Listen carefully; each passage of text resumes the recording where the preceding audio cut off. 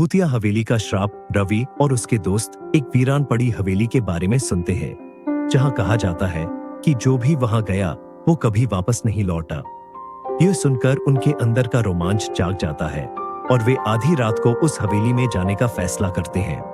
रात का खौफनाक सफर। आधी रात चारों दोस्त रवि, समीर, अजय और दीपक टॉर्च लेकर हवेली की ओर बढ़ते हैं। हवेली के पास पहुंचते ही अजीब सी ठंडक महसूस होती है, जबकि मौसम गर्म था। हवेली के दरवाजे पर एक टूटी हुई जंजीर लटकी थी, जैसे किसी ने जबरदस्ती से खोला हो। सन्नाटे में चीखें। जैसे ही वे अंदर कदम रखते हैं, उन्हें हल्की हल्की कानाफूसी सुनाई देती है।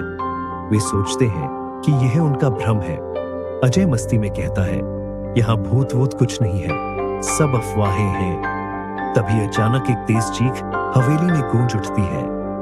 साया जो उनका इंतजार कर रहा था, दीपक टॉर्च घुमाता है और उन्हें दीवार पर काले हाथों के निशान दिखते हैं। तभी उनकी टॉर्च खुद ब खुद बंद हो जाती है। चारों घबरा जाते हैं। समीर अपने बैग से माचिस निकालता है और जैसे ही वह जलाता है, उसकी आंखें फटी की फटी रह जाती हैं। उनके सामने एक अधजला चेहरा था, जिसकी आंखों से खून टपक रहा था।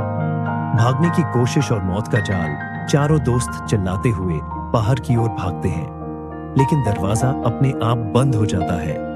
हवेली की खिड़कियां जोर जोर से हिलने लगती हैं। रवि दरवाजे को तोड़ने की कोशिश करता है, लेकिन तभी पीछे से एक साया उसे पकड़कर अंधेरे में घसीट लेता है। उसकी चीख बाकी दोस्तों के कानों में गूंज उठती है। अंत का भयावह सच।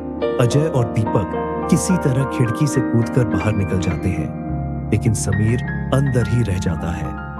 अगले दिन पुलिस जब हवेली के अंदर जाती है, तो वहां केवल समीर की फटी हुई शर्ट मिलती है।